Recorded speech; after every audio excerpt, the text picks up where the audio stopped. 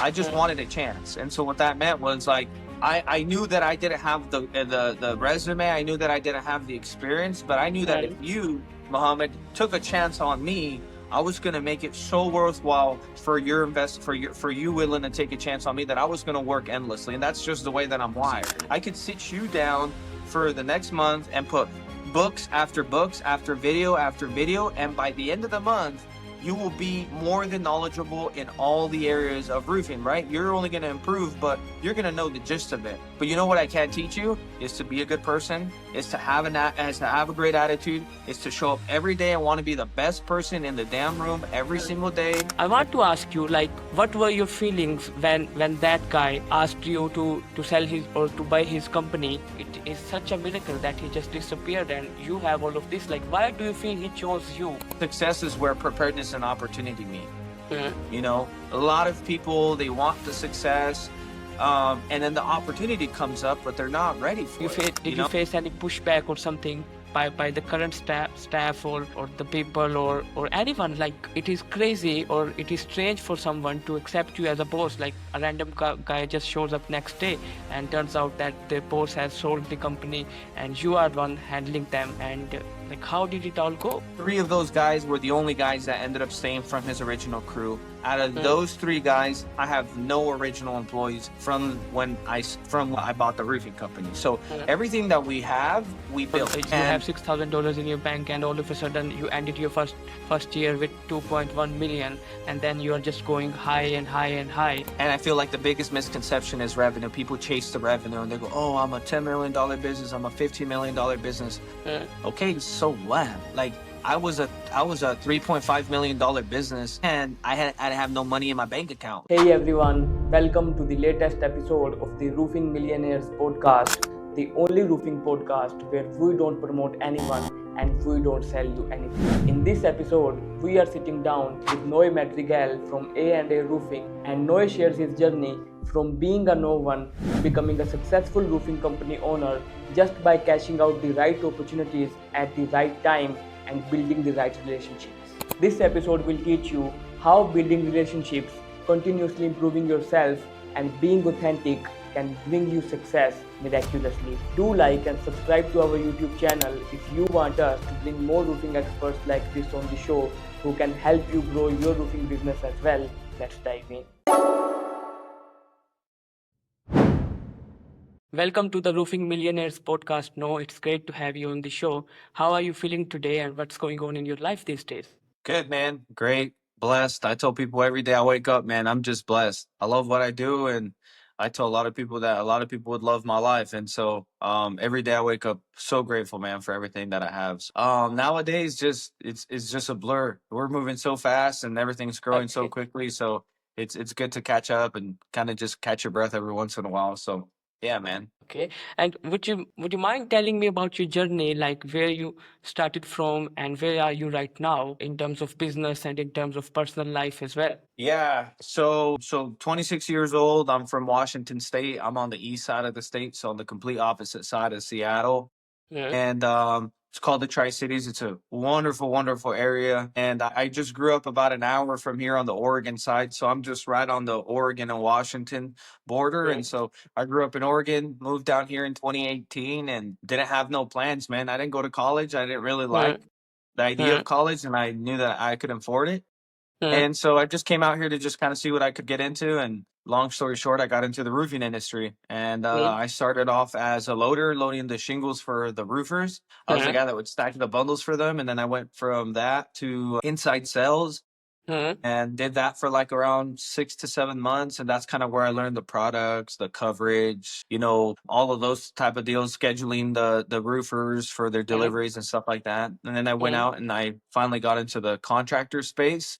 Yeah. And I actually worked for a roofing company, and I was their sales guy, but I Yeah. did their payroll, I did their sales taxes, estimating, Yeah. invoicing, accounts payable, accounts receivable, everything. Yeah. And so it was a lot of hours, but I remember Yeah. back then I was like, man, like I'm not even making minimum wage. When you when you calculated my salary for the amount of hours that I was working, it came Yeah. out to like $10 an hour, which was Yeah. way below minimum wage. And so I did think about quitting and going into something that made money because I needed the money at the time. Uh, But at the same time, I was like, dude, like I didn't even go to college. Like this is free college. I'm learning how to run somebody else's business without it being the liability of my own. And so that's kind of how things started. But uh, at that time, though, dude, there was you would have asked me, hey, would you own your own roofing company? I would have told you absolutely not. Like I just wasn't in the headspace. I had no idea what that entailed, and neither did I really want to like look into it. Well, then things didn't work out there, and so I ended up uh, leaving.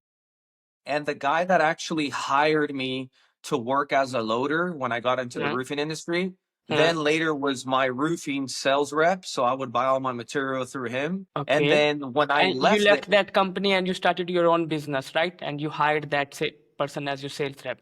so he was the sales rep for MacArthur, which is where I bought my materials from. So he was my account manager, I guess you could say. So he hired me to work for MacArthur. I Uh, left MacArthur to go work for this other roofing company.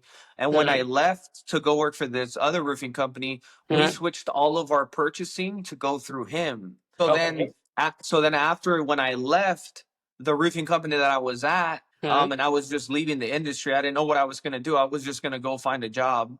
uh, That's when he called another one of his customers and said, hey, I heard that you're trying to retire and uh, know he's leaving the industry. So it might make sense for you to give him a call and see if he'd be interested in buying your roofing company. So I get a call. And uh, he goes, hey, this is Alan from A&A Roofing. He goes, hey, I heard you're leaving and I'm trying to retire. Would you be interested in buying my roofing company? And I okay. remember going, absolutely not, dude. I didn't have the money. I didn't have the money. Neither did I have the experience or like the willingness to kind of do that. And so Uh, he goes, well, come over for dinner. Come over for dinner. Let's have some dinner and let's just talk about it. Well, 2 dinners later, I end up buying his roofing business on a seller finance deal. And I end up buying his house, which is the house that I'm actually in right now. I'm in my office. But okay. and so we just switched lifestyles, man. And so that was March 1st of 2021 when we officially started the roofing business. We moved in here like in February.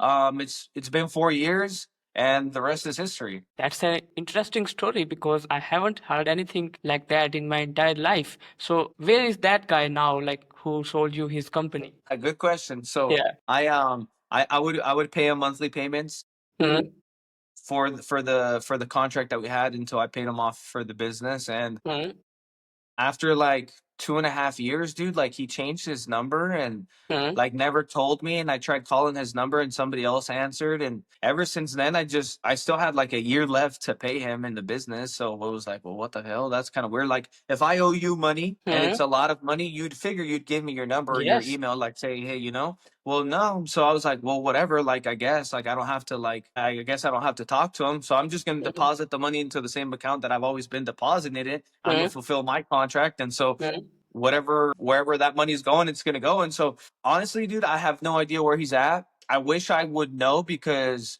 I uh, would want to reach out and just say like, thank you for changing my life. Thank you for allowing me the opportunity to buy your business. Because here's the thing: prior to that phone call that we had when he originally called me, like uh, I I never talked to the dude in my entire life, not once. I never talked to him. So you think about if you're selling your business, who are you going to talk to? You're going to talk to people that you already have an my idea that most would be trusted interested. person. Yes. There you go. I Yeah. never talked to this dude in my life. And he could have sold it to his foreman. He could have sold it to other people that he worked with. He could have choose anybody else and he decided to choose me. So I would really love to just reach out to him and just have a conversation and say thank you. Like thank you. Because of you, my life is different. I think that your story is full of miracles, and maybe that guy turned on his monk mode and he was just fed up of all these things and he decided to work on his spiritual side of things and he left into a spiritual path, maybe. But you just mentioned that you didn't like the idea of going to college. And I had Corey Combs last week, who is the owner of South Shore Exteriors, and he told the exactly same thing, like he didn't go to the college, yet he built an amazing roofing company, and you are doing the same too. So What do you feel like all those people are doing who are getting a degree, like becoming a doctor any scientist or something, like having an arts degree, finance degree, investing all that money into all those things, but you used your career or your professional experience as a college, as you mentioned that you leveraged that. So what I why didn't you go to college? I know that at times we cannot afford that, but I personally feel that it's a waste of time too. You can just go into any blue collar profession or do anything like that and make a bunch of money. What is your idea about college that didn't let you go to college in the first place? Yeah, and I don't think that college is a bad thing, first of all. Uh, I think that it's required for certain people to go to college for uh, their specific career that they're wanting to get into. So if you want to be a doctor, you need to go to med school. You know, if you want to be a lawyer, you need to go to, to law school. uh, And it's like when you go to surgery and you break your leg, you go, hey, where's your degree? You go, I got an arts degree, bro. Like, yeah, I don't know. We're just gonna wing this. Like, what the heck? Like, you don't want anybody working on you with an uh, arts degree while you're getting open heart surgery. So uh, you get what I'm trying to tell you, but there's also other things that you don't need a degree for. And so it just depends on where you really want to go in your life. That's going to determine that. And so for me, it was very easy. I just uh, didn't see myself being a doctor, being an attorney, doing any of those things. And so, like, I just have always been a grinder. Like, I've gotten through life with these, like uh, right here. Like, that's it. It costs $0 to be a good person. It costs $0 to be honest, and it uh, costs $0 to give you your effort every single day. And so I feel like we're also in a different time where we were at from 20 years ago, where it was almost required uh, to get a degree. You were looked at and you were judged on what degree you got and what school you went to and that sort of thing. But uh, we're in a moment now where it's so hard to get good workers. It's so hard to get a sales manager, an office manager, or a production manager that treats the business just how you would treat it. And sometimes it's those people that want a chance. And that was me. I just uh, in the beginning it was like, dude, I didn't care what it took. I just uh, wanted a chance. And so what that meant was like I knew that I didn't have the resume. I knew that I didn't have the experience, but I knew that if uh, you, Muhammad, took a chance on me, I was going to make it so worthwhile for you willing to take a chance on me that I was going to work endlessly. And that's just the way that I'm wired. And so I felt like I needed to prove myself. And so that's why uh, I tell people in that interview for me, like, I don't look at resumes. They send me the resumes, part of the application process, but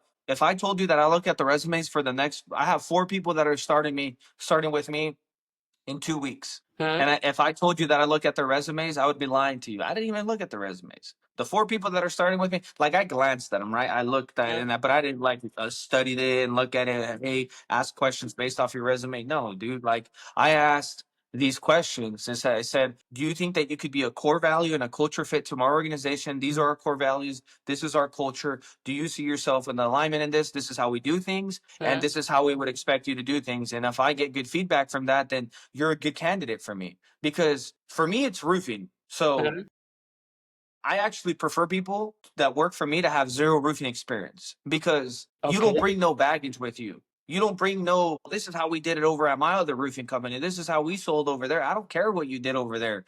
All I care is what we're doing right here and how we do things here. And so it comes down to product knowledge. So at the Uh, end of the day, roofing is all about, it's a roof, it's shingles, underlayment, nails, staples, ice and water, whatever. Like that's very easy. I could sit you down for the next month and put books after books after video, and by the end of the month you will be more than knowledgeable in all the areas of roofing, right? You're only going to improve, but you're going to know the gist of it. But you know what I can't teach you is to be a good person, is to have a great attitude, is to show up every day and want to be the best person in the damn room every uh, single day. And I tell my sales guys, if you guys think of me and go, dude, I could never outsell Noe, then you already have the uh, mindset. You're already screwed up. Every day that you come in here, you should look at me and say, I'm going to run circles around that guy, because it's a mindset. And everything that I've done and everything that I've built this business, bro, was with no fancy degree, was with no, like, it was just literally reading, listening to the people that have done it before, and just being a good student and then working really hard.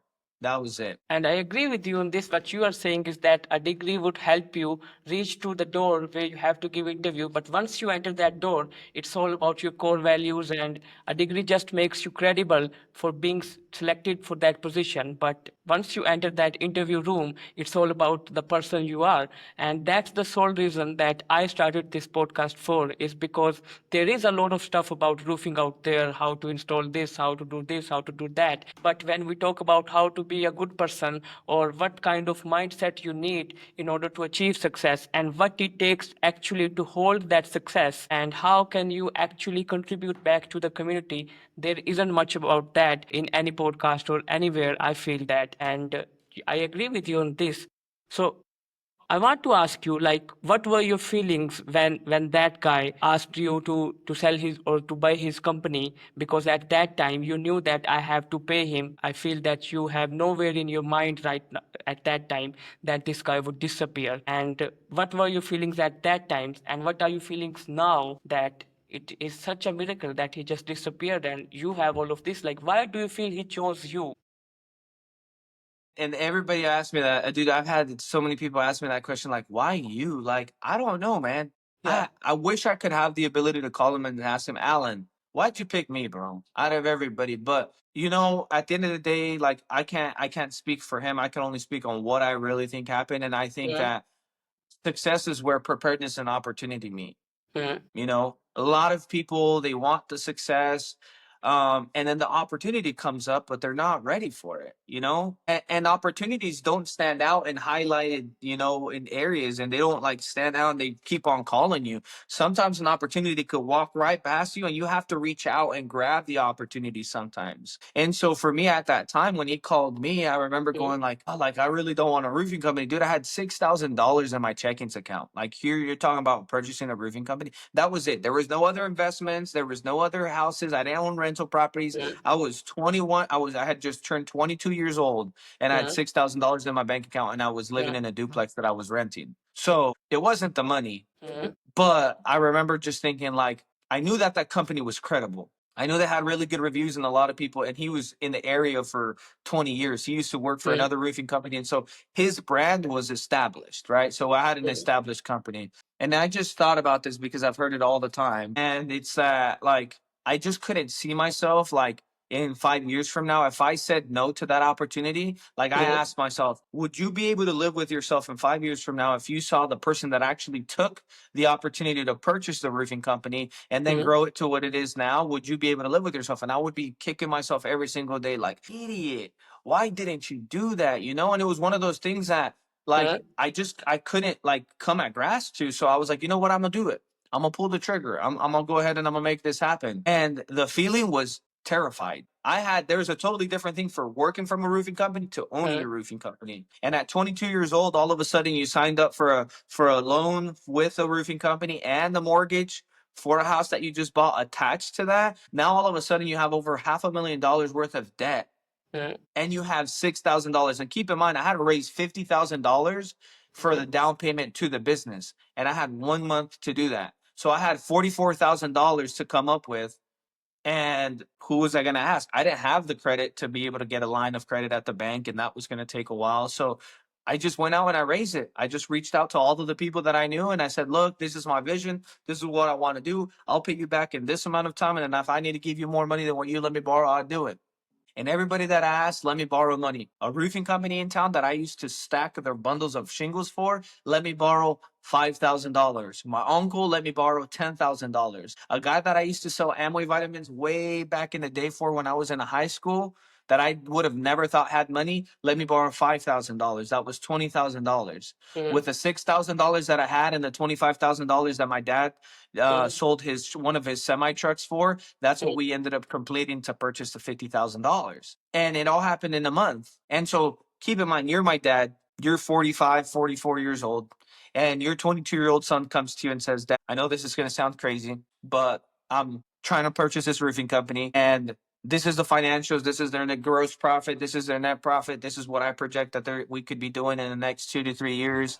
I said, but I need the money, and it's going to be a seller finance loan. So I need you to sell your roofing company and come work for me. I'll pay you a salary, but I need you to sell your trucking company that put me through high school, that fed us for my entire life, that allowed us to purchase the 3 acres back at home, that allowed you to build your house on, that allowed you to have everything that we have. And I need you to do that because I said so. And keep in mind, my dad's seen me fail. He's seen me start things and never finish things. And so he's going, man, like, I don't know, like, let me think about it. And so my mom calls me and she goes, like your dad hasn't really slept over the last few days. Like he just keeps thinking about it.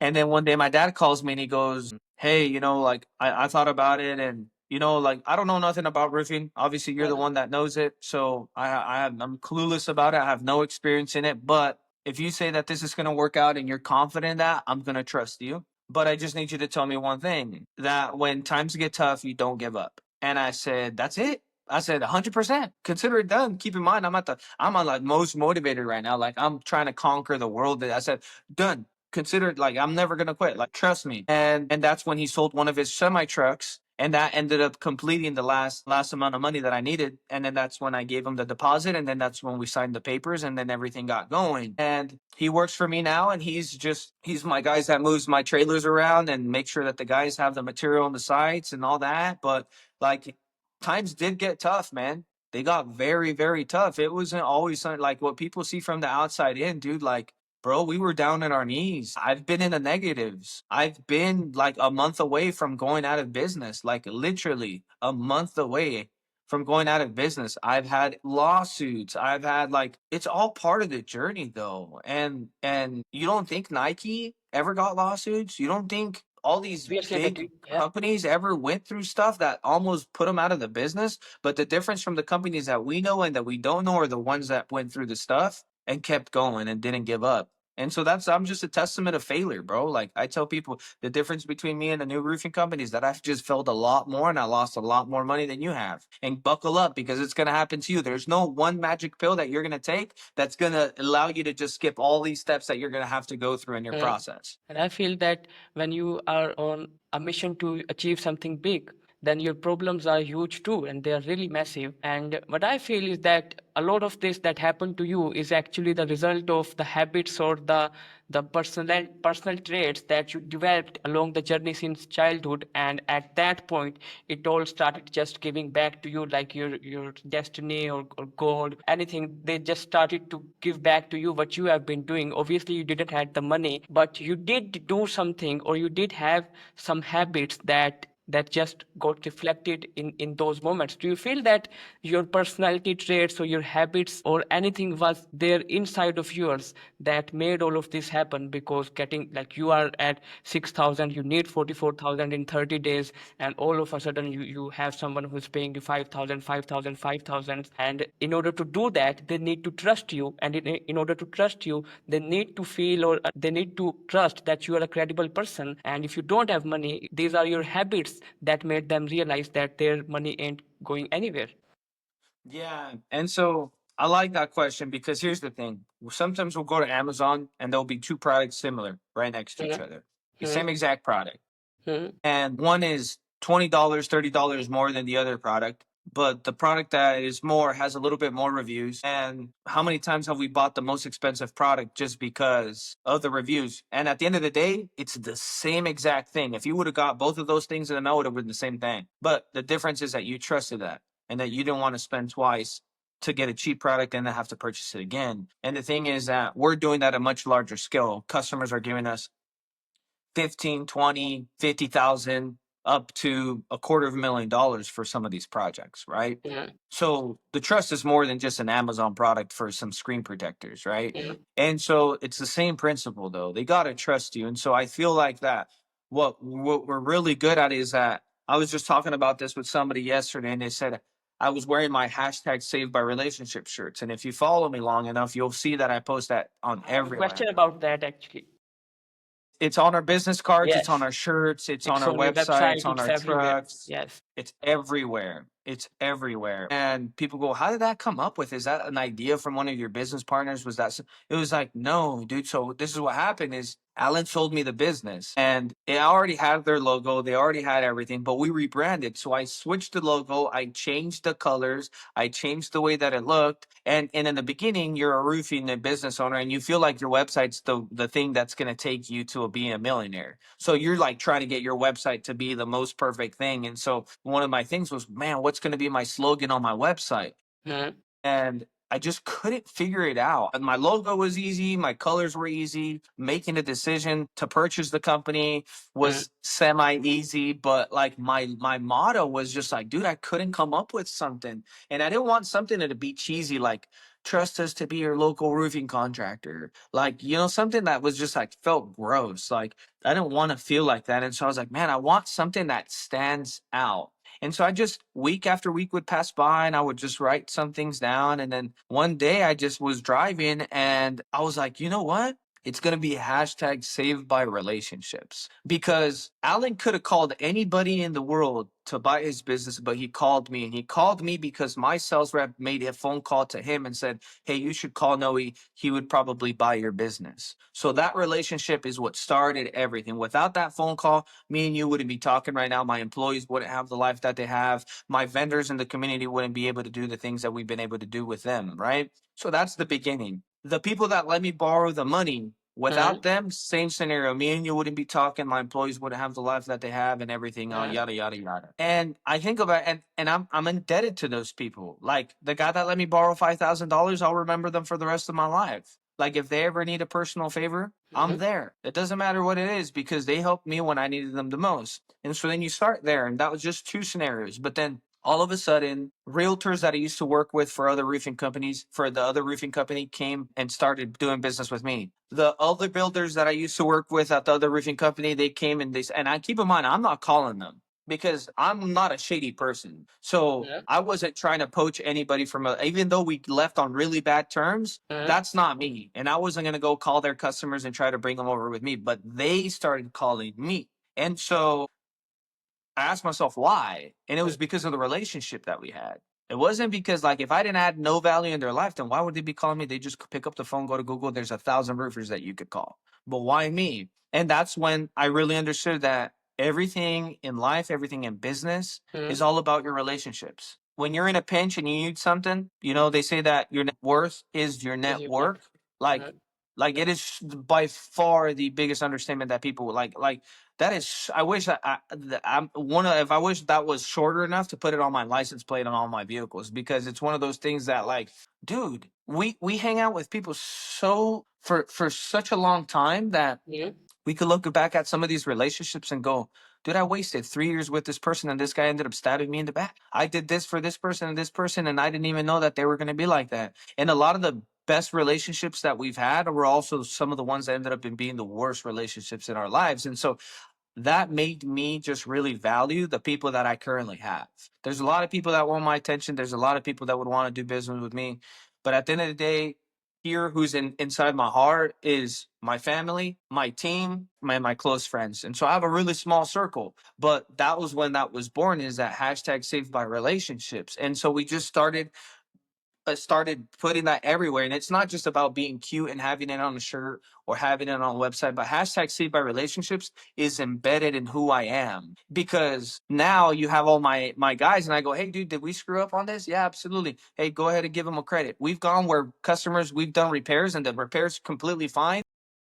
And so we've done repairs for customers in the past, man, where like we didn't show up at the time that we were going to show up, where it took a little bit longer, or like something happened and the weather changed and we had to postpone them, but then somebody dropped the ball and didn't let them know that we were going to go because it was raining, which is a valid reason, but we just didn't communicate that. And so they were waiting. They're like, hey, is anybody going to come today? And we're like, oh my gosh, like, I'm sorry. Like, I thought somebody communicated to you that we were going to go today because of the rain. And so they're like, oh no, like we're here, but that's fine. And I'll go up to them. I'll go, hey, by the way, like a $450 repair. And so we'll go up to them. I go, hey, I'll tell my accounts receivable team, hey, we're not going to bill them. Just tell them that we're sorry, that, our relationship with them is more important than $450. And I would rather keep them as a customer for future than to make $450. And we've done at that scale for 450. We've done it with thousands of dollars because we really mean what we say, man. Like, we're saved by relationships. I could care less about a price tag, and that's paid off. A customer that we did that with one time that we ended up getting the credit for.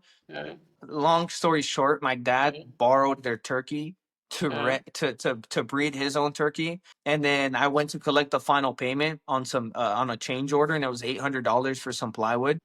And I called them and I said, "Hey, I just want to collect the $800 for the plywood." And they go, "Oh, okay, yeah, that's no problem." I said, "We'll pay it once your dad returns our turkey." And I said, "Turkey? What turkey?" He's like, "Yeah, your dad rented our turkey out so that he could breed it with his. So once he returns it, we'll pay him." So I call my dad. I'm like, "Dude, why are you taking people's stuff?" He's like, "Well, they let me borrow." I said, "It doesn't matter." I said, "Because this is what happens. Because then we want to collect, and then now we can't collect because there's something involved." I said, "Give them back their turkey so I can collect this money as soon as possible." So he goes, "All right, all right." A week passes by, and then I forget about it. So then 2 weeks pass by, and then I go, "Hey, did you return their turkey?" He goes, "No, I still have it at the house." I'm like, "Dude, I need you to return their turkey so I can go and get the final payment."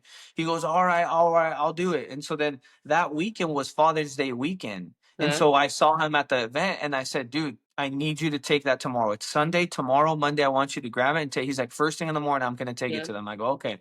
So then I get back home, and I'm just getting ready for bed, and I get a call from my dad. He goes, "You won't believe what happened." And I'm like, "What?" Like, I'm terrified. Like, "What?" Like, my dad never calls me like that, like panicked. He's a very reserved guy. I'm like, What happened to my mom? Like, what's going on? Like, what?" He goes, "The freaking dog ate the turkey." Okay. And I'm like, "My gosh." I'm like, "Dude, how am I going to go to this customer now and tell him, you won't believe it, but my dad's dog ate your turkey?" And so I was like, now I said, this is exactly why we don't do this. And so I said, whatever. So I finished the call with him, and I'm really upset. So I go, whatever. And I said, I'm not going to call this customer. I'm not going to text this customer. I'm going to go to their house. I'm going to knock on their door, and I'm going to tell them the news. So next day I go and I said, "Look," I said, "I don't know what way I could put this." I said, "But my dad's dog ate your turkey." And I said, "But at the end of the day," I said, "the $800 that you owe me," I said, just throw it, just like, don't worry about it." I said, "Let's just call it a wash. Like, I feel bad." They're like, "No, no, no, no. Well, at least let us pay for the turkey. Like, at least let us, pay for at least let us pay for the material. I'm sorry." And I go, "No, no, no, no." I said, "I don't want you paying for no material." I said, just the $800, just keep it." I said, "I'd rather keep you as a customer than for this relationship to be ruined because of a turkey." And they go, "Well, thank you so much, yada, yada, yada." Well, that same customer has sent us over $70,000 worth of business since that day, over $800. So if I could tell you, "Hey, for every $800 that you give me, I'm going to give you $3,000 in return," would you do that every single time? Dude, I would be pumping the $800 in so fast. And that's what people don't understand, is that they're so caught up about the profits and the net profit, and the overhead, and what you're like, if you're losing on the job. They get so caught up with the numbers and getting so caught up with all of that that they forget about the relationship. And so, dude, 75% of our business is previous customers and referrals. And out of that, 55%, 50% is realtors, property managers, and real estate agents. And I guess that a lot of this comes down to you, because you were so obsessed with your customer or that homeowner that you were constantly asking your dad about that turkey, and it was in your mind. You could have easily forgotten that, but it was your passion. Now anyone can see that you got 70,000 for 800, but it wasn't that money. It was that passion or craze, or that like the dedication that you had to just make sure that your customer is feeling good and you don't have any bad impression. They don't have any bad impression of you. But the question I have here, Noe, is that a lot of times we can carry all the positivity in ourselves. Like, you can be the most positive person in the world, but the world isn't like that. Like, there are all types of people here, and I want to ask you, like, you purchased that company, you show up next day as the owner, and there are a bunch of people now who aren't used to having you as the boss. So what was that reaction? And, like, do you have any stories or anything? Like, did you face any pushback or something by the current staff or the people or anyone? Like, it is crazy or it is strange for someone to accept you as a boss. Like, a random guy just shows up next day and turns out that their boss has sold the company and you are the one handling them. And like, how did it all go? How did you handle Yeah, that? so So Yeah. so when I bought the business, we had only 2 employees ended up staying. He to begin with, he didn't have a staff. It was just himself and three guys that was his crew. And whatever that crew did in the year, that's as much work as he did. He would be booked out for months, and he didn't hire nobody because that's where he was at. He just was comfortable with what he did, and he would make really good margins on that, and that was it. But the thing is that his last year in business, he did $780,000. That was the year that I bought the business. So when I bought the business, that was their biggest year, 780,000. My first year in business, we did 2.1 million. Second year in business, we did 3.5 million. Year three, we did 2.7. So we ended up going back year three, which almost put us out of business. And then in year four, which was this last year, 2024, we bounced back and we did 5 million. So now this year our revenue goal is 8 million, but we went from 780,000 to 5 million in 4 years. 3 of those guys were the only guys that ended up staying from his original crew. Out of those 3 guys, I have no original employees from when I bought the roofing company. So everything that we have, we built. And in the beginning, it was just me and myself and my dad, and then the workers that I currently had. I only had 3 guys, but a bulk of my workers came from when I used to stack the bundles on the roof for these roofers. They would tell me, my boss sucks. I haven't gotten a raise, this, and that. Man, I'm horrible. I'm miserable. This, and I would just listen, dude. I was just a guy. I was just a laborer just like them, stacking their bundles on the roof. And so then when I bought the business, the first people that I thought about were all those guys that would tell me that they hated their job, they hated their boss, they were miserable. And so I made a meeting with, they were all cousins. And I got the lead cousin out of all of them that was the one that seemed to be in charge all the time. And I said, I need you to set up lunch. I'm gonna take you and all of your cousins out to lunch. I need you to set it up. We're gonna I want to sell them the vision. So we meet up at this spot in Pasco, and we get this big table in this Mexican restaurant. And I go, all right, this is my vision. This is where I want to go. This is what I want to do. This is how I want to treat my employees. This is where you're at. This is what I've heard. And this is how I can add value to you. I said, so what do you guys say? All of them came to work for me except one person. And that was the guy that set up the meeting. But all the other ones came to work for me, and they're currently still with me. And those 4 guys that came to work for me are part of my metal and specialty crew. They're all part of my commercial crew, guys that have been in the industry for 20, 25 years. And because of them, they also branched out and they brought other people from their circle to come work for me. And that all came from, again, saved by relationships. When I was stacking the bundles on the roof, I was just myself. I was just authentic. So then when I bought the business, that's who they came to work for. But you got to keep this in mind. You have a 22-year-old kid now who is the boss, and these guys are in their mid 40s. Yes, So it's kind of hard to take like direction from somebody that's 20 some years old younger than you. It's like imagine you're 30 years old and you're taking advice from a 10-year-old. Yeah, 10-year-old. So like that's what it felt like, But I tell people that, like, when you're yourself and you're convicted about something, man, and you're passionate, people will follow. And that's what I was. I didn't care how old I was. I just told them that, hey, I might not know the answers. I might not know the answers to your question. I said, but I'll find them out. And we've grown together. And my staff, everybody that I have, up until probably a couple weeks ago, nobody came from roofing experience. Everybody came from other industries. My lead sales guy right now came from a canvasser for a window company. One of my commercial estimators, he actually came from a roofing industry. He's at $900,000 in revenue for the year, and last year he did 600,000.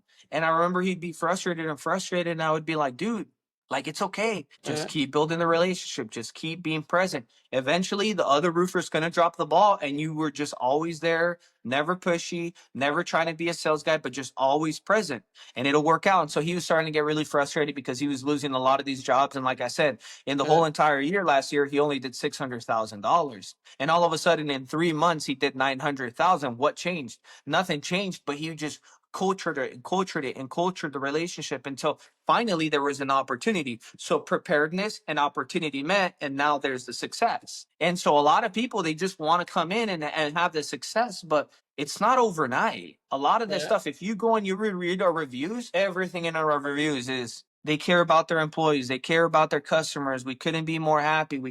I highly recommend. They did this for me. They were out the same day. We had an emergency. They handled it for us. Like, it's about the relationship. And when people start to see that, dude, the calls just keep coming in and they keep coming in and you get referred more. That's why 75% of the 5 million that we did was from either somebody that we already had worked with before or somebody that referred us that we used to work for. So, I mean, as far as the pushback, man, like, doesn't matter. You could be 19-year-old and run a successful company. You could be 18 years old and run a successful company. But you have to have that side of it where you have to care about it can't be something fake. People can sniff that out in a heartbeat. Like, people can tell when you're authentic and when you're not, and when you're just listening to listen for the advantage. That's where the magic happens, and that's where you start seeing a lot of the success. Cool. And you know, when you are 22, like I am 25 right now, there are a lot of people just come and stop by to give you advice. Like, they have all these pieces of advice they specially prepared for you, and you are young, so at times you have to just listen to them, even though you don't implement the stuff they say, but you at least have to listen to them or they kind of judge you.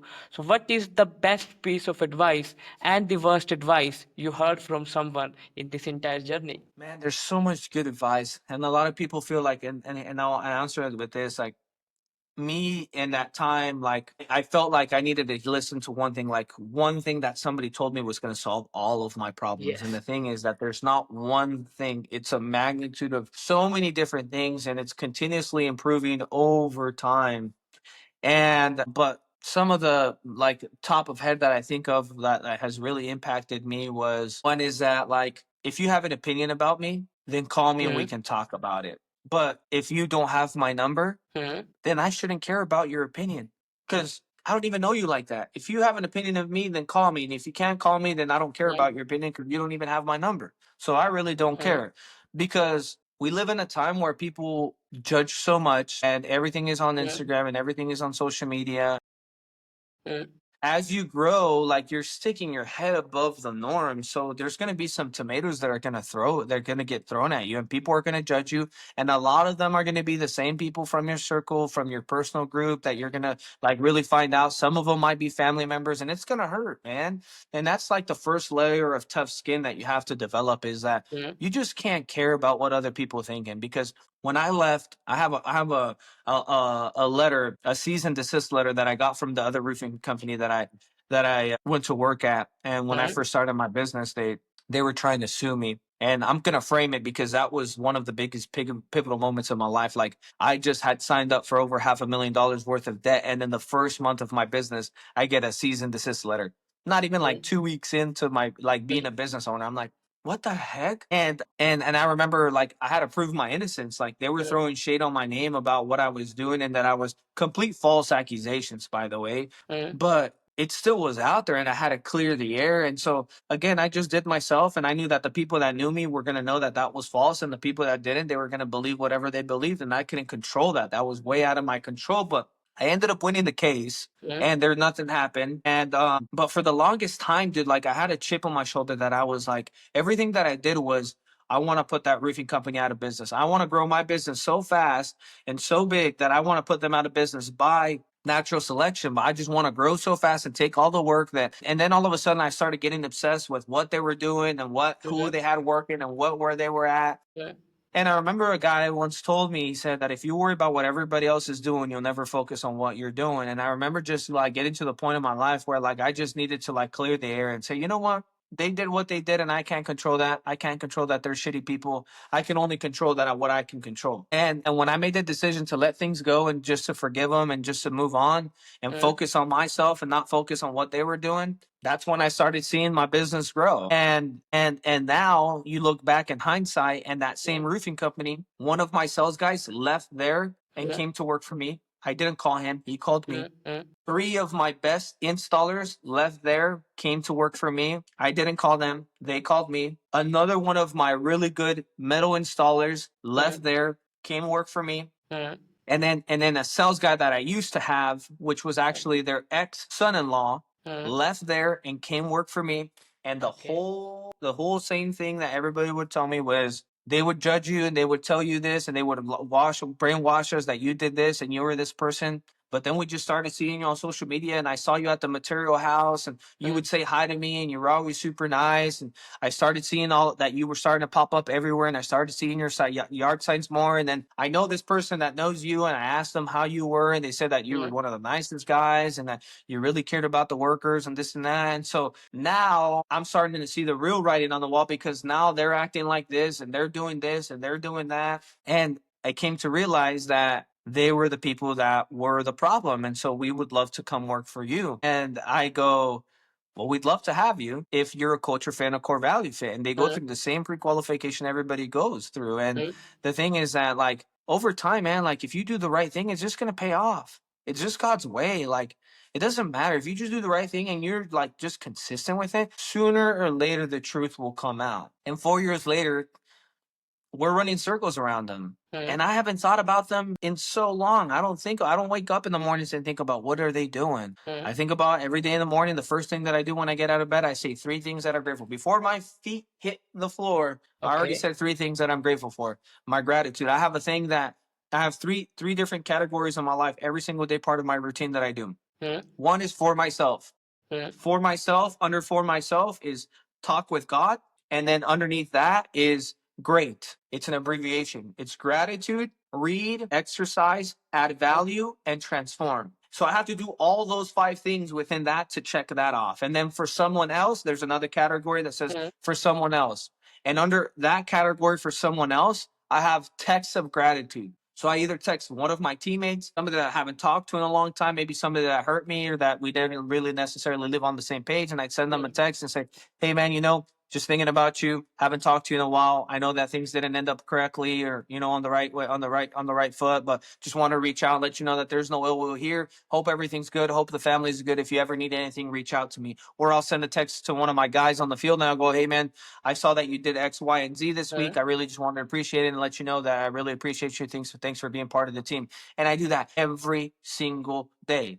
And then I have the last category that's for my business. So I have for myself, for others, and for my business. And for my business, I have financial check-in. So I check my bank accounts, make sure that everything is good. Check Monday, which is my Monday project management software, where I have all my deadlines, to-do lists, notes of things that I need to get done within the office, shared with my team. And then I have pour into a team member is one of my third things that I have. So it's financial check-in, Monday check-in, pour into a team member, and I check those things off every single day. And it's only complete when every little thing in that is completed. So by the time I get out of bed, I already said 3 things I'm grateful for. I'm grateful for my house, man. I'm grateful that I have a roof over my head, like most people don't. I'm grateful for my truck. I have a nice truck, and that allows me to get to point A and point B. But I'm grateful that I have something that I can drive and be comfortable in and feel safe. I'm grateful for my family. I'm grateful that I have my mom, and I'm grateful that I have my dad. And doing that every single day, man, it just brings a lot of things into perspective that we overlook a lot of times. I'm grateful for my shoes. I'm grateful for my bed. I'm grateful for the food. I'm grateful for my water. Like, dude, there's so many people that don't have none of those things. So before I get out of bed, those are the 3 things. And then I get up. I get up at 4:30 in the morning. I'll change. I'll go to the gym. I'll do my workout. I'll be back by 6:15, 6:30 in the morning. I already did my gratitude. I already did my exercise. I'll shower, change, and I'm already changed for work. I got everything going. I go to the other room and I do my prayer. And then I also talk with God for the day. So then I got my gratitude. I did my reading. I did my prayer. And then I'll come into my office where I have this right here. This is my little books right here. I'll pick up a book. I'll read it for 15 minutes. I'll go to the kitchen. I'll get my keys. I get my wallet. I take my 3 vitamins, and I get any paperwork that I need to take with me, and I go to the office. By the time I get to the office in the morning, I already did my gratitude. I already did my reading. I already did my exercise. I already did my prayer. I already did my talk with God, and I'm grounded. And I'm ready for the day. Anything that comes my way, dude, I'm grounded. You can't push me because I'm in control of my day. I'm in control of my calendar. And then throughout the day, I do the other things. The text message of gratitude to somebody in my team, my financial check-in, my Monday check-in. I pour into a team member. And every day it's a tally, because if you can do that every single day for the next 365 days, it's impossible for you to grow into a different person. Cool. And I've learned so much from you, and especially that thing that you are writing about yourself, then for someone else and for your business. I'm gonna implement that too. And I feel that this episode will have so much productivity value for anyone who is watching or listening to this. I want to ask you, let's just talk about the finances as well. Like you are making $6,000, you have $6,000 in your bank, and all of a sudden you ended your first year with 2.1 million, and then you are just going high and high and high. So what are the things that you did, like that helped you achieve those figures, and what are the financial things or the financial advice that you would have for someone that you learned in along the journey as well? Like how can someone manage their finances if they are getting into roofing? Like what percentage should go back into the business, and what percentage should they keep for themselves, and how like everything should look like? So my biggest advice for anybody, and this is probably the most important advice that I told somebody when I've helped like 5, 6 people start their roofing companies, by the way, and I've never charged Okay. them a dime. 3 of them have been my own personal employees. Mhm. And they're currently running their businesses and they're pretty successful in it. They're on a much smaller scale than we are, but that doesn't matter. They're very successful in their own way. And I feel like the biggest misconception is revenue. People chase the revenue and they go, oh, I'm a $10 million business. I'm a $15 million business. Mhm. Okay, so what? Like I was a $3.5 million business and I have no money in my bank account. Like revenue Mhm. revenue is vanity, but profit is sanity. It doesn't matter how much damn revenue you do. It's about how much you Yes. keep at the end of the day. And for the first 2 years in business, the reason why we almost went out of business in year 3 is because, yeah, we were doing so much money, but we were just almost at a level at the end of the day. Mhm. And for somebody that is like me, that didn't go to college, that isn't good at math, Mhm. that doesn't have any accounting experience and any of that, before you start your business, it doesn't even matter if it's a roofing business. Before you start your business, hire somebody that is a bookkeeper or make the financial decision to hire a CFO, a fractional CFO, somebody that is on a monthly basis that can guide you and tell you where you should be at, what you should be looking at, and processes for all of your accounting. For 3 years, we didn't do none of that because we were growing so fast. And I was like, money's coming in. So it was in my bank account. So I was like, okay, cool. And we keep on growing, but we never looked at if we were overspending in materials. We never looked how much we were spending in payroll. We never looked at how much we were spending in marketing. Dude, if I would have just took the time and it took 1 month to pre-qualify somebody to come in and be my CFO or be a bookkeeper for me, and I met with them on a monthly basis, I would be so wealthy right now. But I've lost millions, and I really mean this. I've lost millions because I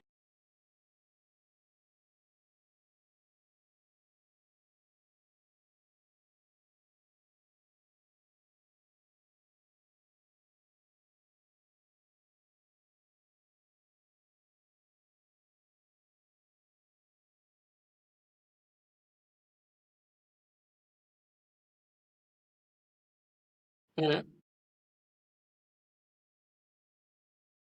by the end of the month you have $8,000 in overhead. That's on a small scale. Yes. You're counting, and most people go, oh, well, I sold this job for $20,000 and I only spent $5,000 in material. And then I only spent $5,000 on labor. Mhm. So I make $10,000. And they go, oh my gosh, I made $10,000. And if I do that in 10 jobs, I'm going to make $100,000. But that's gross. That's gross profit. That's Yes. not insurance. That's not taxes. That's not any of the other things that you have to pay yourself and all and business and Wi-Fi and phone expenses. And so that was my biggest thing is that I thought I was making a killing when at the end of the day I Mhm. would go do my taxes and my accountant was like, dude, you're at 4% net profit on 3.5 million. You could have done 1 million and been at Yes. 20% net profit and made just as much, if not more. You worked less and you didn't have to put yourself through all the stuff that you went through. And that was when it clicked for me that, like, dude, I need to get my but it took me 3 years, bro. It really took me 3 years to even understand it. And then finally this year, even right now, Mhm. the last 2 months, we've been ramping up our accounting process, accounts Okay. receivable, accounts payable, accounts line of credit. So in reality, it took me 4 years to understand that. So just for a piece of advice, you don't have to be perfect, Mhm. but you have to ask the questions if you feel that you're not in the spot that you have. And for me, it was just that I didn't ask questions. I thought I knew it all. I thought everything was good. And finances is the most important part of your business. You have to hire a bookkeeper. You have to fire a CFO, because if you don't, your own brain got you to where you're at right now. So you need somebody else's thinking to get you out of where you're at. And when I decided to hire a business coach, it changed my life. I got a call yesterday from a guy, and he goes, his name's Noe too, coincidentally. And he owns an HVAC company. He goes, man, like, how do you do it? Like, I'm just overwhelmed, man. Like, I feel like I get so much done in a day, but at the end of the day, it's like I didn't do anything. And then I have to do it again the next day and the next day. And I said, I know exactly what you're going through. I said, dude, you're speaking to me right now. I said, because I know exactly what you're going through. I said, overwhelming comes when you're not in control. Because when you're in control, you're at peace. And when you're not in control, you feel overwhelmed. And so let me explain this to you. Yes. When you have money in the bank, it's easy for you to swipe your card. When you have money in the bank, it's easy for you to go out and purchase a car. When you have money in the bank, it's easy for you to book a trip and go out and travel and go out and eat out. But when you don't have money in the bank and you're almost there and you know that rent's coming out and that your car payment's coming out and that you still got to buy groceries and you want to go to this one event, but you only have $400 in your account, you look at things in a different way. You look at things in the sense of scarcity versus abundance, and so that can't be help. Oh, you feel overwhelmed, like I got bills that's coming up. What am I gonna do? I got my rent that's coming up. I got my car payment that's coming up. I need to go borrow money. I need to do this. I need to do that. Well, that's what happens when you feel overwhelmed. And I said, all it is, man, it's an easy fix. You might think it's a very, very expensive fix, but it's an easy fix. When you're overwhelmed, it just means that you don't have control of your time. So what you need to do is you need to get control of your time and stop doing $15 an hour tasks when you should be focusing on the tasks that are worth $250, $300 an hour. Yeah. And second of all, I said, figure out your damn calendar. The most important thing that I ever figured out, thanks to my coach, one of my coaches, Hunter Ballou, who owns who founded RoofCon and is owner of Cornerstone Construction and is just an incredible businessman, is he set me up with my calendar. And he said, everything that goes on, you need to put it in your calendar. If I showed you my calendar for the week, it would tell you what time I go to the gym. It would tell you what time I do my prep. Anything. There's no blank spaces in my calendar unless I have an opening for something.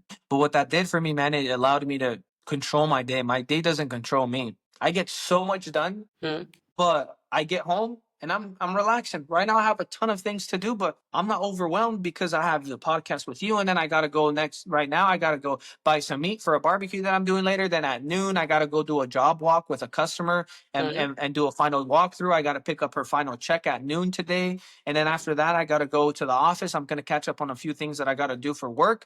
And then at 3:00 a customer's coming in on a Saturday to sign some contracts for the re-roof because Saturday was the only day that they could meet. But I'm chilling. I'm relaxed. I'm at peace, man, because guess what? I already planned for that. I knew what my day was going to look like from the time that I went to bed yesterday. I knew that I was going to have to get up super early in the morning to go drive 30 minutes to get a haircut so that I could be ready for today. And I wasn't overwhelmed. Then all of a sudden, you didn't get a haircut. Then you're rushing. Now you're late. Now there's a line. Then you gotta win. Then you gotta be back by 9:00. Then you're stressing because you're like, oh my god, I have an interview with this guy at 9, but now I'm 30 minutes behind, and now I'm gonna have to, like, dude, control your damn calendar. Quit letting your day control you. Once you control your day, you are in control of whatever happens in that day. If somebody says, hey, can we meet today, and you don't have time, and you say, yeah, that's your own fault. Somebody calls me and says, hey man, can we meet today? We got this. Hey dude, looks like my soonest opening is until Thursday. And sorry, but like, that's accountability. That's you taking control of your own day. It doesn't mean that I don't want to meet that person. I would love to meet that person. I just literally don't have time within my day to do so. So, hey, this is what it is. And so that's creating boundaries and creating a calendar. And so I told him, read this book. I said, if you read this book, I guarantee you. Yeah, amazing book. I read that in 2021. I go through this book, bro, and I have highlighted areas of highlights of everything. And I finished this book in February. And right now, my book that I'm currently reading, I read about 2 chapters a day, is Never Eat Alone, which was mentioned in Buy Back Your Time.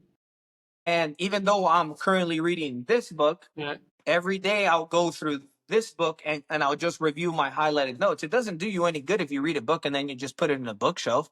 Go back and look at those things and apply one thing.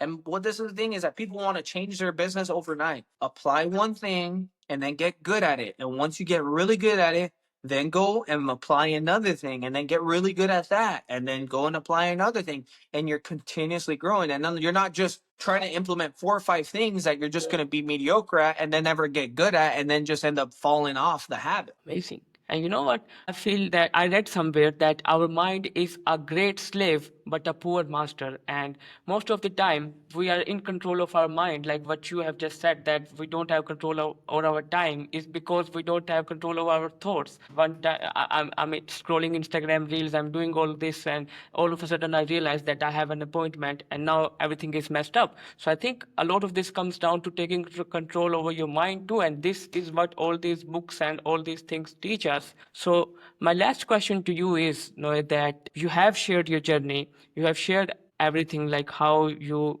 reached here, but there must have been times where you felt like giving up, and there must have been hard times too. And at times, as leader, we cannot tell our team or our closest companions that we are going through this. So how did you handle those times if you faced them in the first place? Yeah, and there's been, I tell people that I don't know what the feeling of stress has been for a long time. People go, "Well, I'm Okay, stressed," tell me right? more. Yeah. And I go, "Dude, like, it might sound like cheesy, like there's no way. Like, I don't get stressed. There's not a problem that's bigger than me or God. So like, we'll figure it out. It might take a little bit, it might hurt, and some of them we might not win every single situation, and that's completely okay. And so I just live at so peace with the decisions that I make, because every day that I go to bed, dude, when I hit the sheets every single night, I don't owe anybody any money. I don't owe anybody any favors. Mm, And third of all, I'm not ripping people off and being shady where I have to watch my back, where I have to lock my doors, where I'm screwing people left and right and the customers are mad. Like, mm, neither my employees, I'm not shorting them on their payroll. So I have nothing to hide. So I'm at peace. And my days are very, very busy. And I mm, went from having problems that I look back now and are down here to going mm. to having problems that are up here now in my day to day. But even now that I have these problems, it's not a problem to me. It's just an obstacle. I don't call them problems. It's just an obstacle. A problem is something that I feel that can't be fixed. An How did you obstacle is learn some. this? What's that? Like, how did you learn this, all of this? Like, you are peaceful, you don't take stress, and like, how did you learn all of these things? My sales guy yesterday, I was on the phone, and I hired 2 sales guys that are starting with me on Monday. And then another sales guy called me right after I hired them and said, "Hey, I'd really want to come work for you." I said, let's meet, let's talk about it. Mm, This last week, I extended the offer letter to him, mm, and he accepted it. He starts 2 weeks from now. mm, And then there's another guy that called me literally after that and said, "Hey, I heard about this. I want to come work for you." mm, This is like literally back to back to back to back. And I called, and he called me when I was walking into the office. It was just me and my other mm, sales guy. So I just started talking to him, and I said, "Hey, let's come in for an interview, but this is just where my heart's at." And I just started talking to him. And then I went into my sales guy's office because I hadn't said good morning.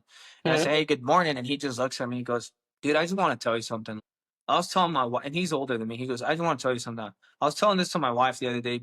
The way that you talk inspires me. And he goes, "And I don't want to," he's like, I feel weird telling this to you because I don't want you to feel like I'm brown nosing you and like I'm trying to like suck up to you. But like, mm. I really look up to the way that you talk, because the way that you talk is the way that somebody is in their 30s and you're only 26. Like, that's insane. Yes. And I just smiled. I said, "Hey, I appreciate it, man." I said, "But here's the thing." Because he compared me to Ken. He goes, "Ken is our sales trainer that I hired from South Carolina." Mm, And he said, "You and Ken, you guys just pull things and you can like go with any conversation. And if there's a mm, problem, you know how to de-escalate it." And I said, "I appreciate it, man." I said, "But you know what's one common thing between me and Ken?" mm. And he goes, "What?" And I said, "That we're readers." And I tell Okay. people that until you really, really, really, really want to be uber successful, Mm, I suggest you pick up books, because people, and then it depends on who you ask, dude, because there's a lot of guys out there that are high level, high mm, level. My respects to them. mm, And there's a lot of guys out there that run bigger businesses that I run. mm. And you'll hear them say, "How many conferences do you need to go to be successful? How many books do you need to read to be successful?" And they're pretty much like telling everybody that you don't need conferences to be successful, and you don't need to read a Mm, thousand books a year to be successful, which mm, I agree to an extent. But those guys don't understand the people and the relationships that I've met at those conferences. Those guys don't understand that when I was at my lowest and I went to those conferences and I was around winners, that elevated me to look at the table across the way and go, I want to be just like them. And next conference that I come to, I'll be damned. And so it's elevated me to only want to be better for myself. And what I've learned from books, dude, it's just a constant knowledge. There's so much books out there. Like the knowledge that me and you and the people that me and you know is so small on a scale compared to the people that we don't know and the information that we don't know. We've been alive for 26 years, but the world has existed for how long? So if you're not continuously educating yourself, then I believe that you don't have to read books or go to conferences and you'll be successful. Because success is defined by yourself. My success is different from your success. You know, that's a complete. But you can be on and you could be average, and you'll be average in your marriage, and you'll be average in your relationships, and you'll be average in your finances, and you'll be average in a business, and you'll just be able to get by. There's a lot of people that I know that are average, and that's completely okay. If you want to be average, that's completely fine. But until you want to take it from here to here, that's when you have to do things that are extraordinarily different. You think Jeff Bezos just went from his garage to Amazon to what he is currently now by just luck? No, man. And it's just one of those things, man. And so all of those things that I've learned from is self-improvement. It's not, hey, you went to a webinar and you learned this and you learned that. I've learned a lot of things from those as well. Don't get me wrong, but it's the keyword self. You have to self-improve. And that's what I've done. I've been self-improving for the last 11 years of my life. Since I was a junior in high school, I just knew that I needed to do things different in order to be successful. And I knew that college wasn't the way. And so I just started reading and I started listening to podcasts. I started listening to YouTube. And not just once a month, but I consistently, bro. And I just have never left off the gas. Like right now, I have 1, 2, 3, 4, 5, 6, 7, 8, 9. I have 9 books, 10 with this. I have 10 books that I've read in 3 months. And people go, well, I don't have time to go to the gym and I don't have time to read. Bro, I run a multi-million-dollar business. We have over 40 employees. I have a life. I still golf and I can still read and go to the gym. No, we have the same amount of hours in a day. I just do my time. With what I do with my time is completely different than what you do with your time. You spend 2 hours scrolling through freaking Instagram and social media, where I take an hour of those 2 hours and I work out, and the other hour I read. Same thing, but over time it compounds. You eat a bag of chips a day over a year, and I eat an apple a day over a year, and we're the same weight. Same, me and you weigh 150 right now, let's say. Yeah. And a year from now, you eat a bag of chips, but I eat an apple every single day. Just that, nothing else. A year from now, you'll see who's bigger. Yes. Because it compounds. It might not happen in a month. It might not happen in a year. It might take 2 to 3 years, but in those 2 to 3 years, dude, it'll compound with your health. And that's the same thing in business. You might not see any results in 1 month. You might not see results in a year or 2, 3 years. Dude, I've been at it for 4 years, going on 5. This is my 5th year. But I've been at it for 4 years, and I'm finally starting to see the fruition to everything that I've worked for the last 4 years. Countless and countless of hours traveling to South Carolina, traveling to Florida, traveling to Dallas, just to be in rooms with other people that were going in the same direction as I was. I've learned so many things from you, Noe. Thank you so much for being here. And um, I feel that many people will learn from this conversation about productivity and how to spend their days, and like the power of gratitude as well. So, do you have any signing off notes or advice for someone who is just entering into roofing, or someone who is in your shoes and they are on their ways to starting a roofing company or building a roofing company as well? Yeah, one thing. I'll just leave them with one thing. Yeah. Is find the person that has the business that you want and figure out how the hell to get in contact with him. And once you finally do that, because that's a whole process itself. That's finding out what he's into and what hobbies he likes and what his achievements are. Because if you reach out, hey, can you meet with me tomorrow? I need some advice. If somebody reaches out to me, just because it's me and I'm the nice guy, if I have time, I'll meet with that person. But there's guys out there that feel like they're better than everybody else, that if you go up to them and say, hey, can you meet with me? They're going to go, no, why would I meet with you? Why would I take an hour out of my life to go meet with you? So that's finding, hey, maybe you see that his kids like maybe you see that his, like in my area, Gonzaga is a college team. So maybe you see that his kid likes Gonzaga. He's a really big the diehard Gonzaga fan. You know what I would do? I would buy tickets for him and his son to go to Gonzaga game and say, hey, Mohammed. Hey, I know that your kid likes Gonzaga, man. I just want to let you know I went ahead and I bought you and your son a couple of tickets to the game for tomorrow night. I just would love to give it to you, and maybe sometime when you're back and you have some free time, I'd love to meet with you and just pick your brain. I really look up to you, and I just wanted to add some value to you and your son. And if you can meet with me, great. And if not, no. Dude, if somebody does that to me, I'm meeting with them. It doesn't matter who the hell they are, you know? But you gotta be different. And then that's the first step. Then it's being prepared and asking the questions that you need. And then it's maybe continuously just fostering that relationship. Because here's the thing, find the person that you want to have their life and then just copy them. Copy their habits, copy their action things that they do daily. And guess what? Sooner or later, you're going to do the same thing. If you are a bodybuilder and you have the body that I want, I just need to find out exactly what you eat and how you work out and how much you rest and how much water you drink. And guarantee me, it might take me 2-3 years to do it. But if I copy exactly what you're doing, in 2 to 3 years, I'll have exactly the same body as you. It's as simple as that. Business is simple. We make it complicated. Thank you so much for your time, Noe. It was great having you on the show. Have a great day. And I learned so many things from you. And I will have this in my mind that business is simple and we make it complicated. Thank you so much for your time. Have a great day. Absolutely, man. You too.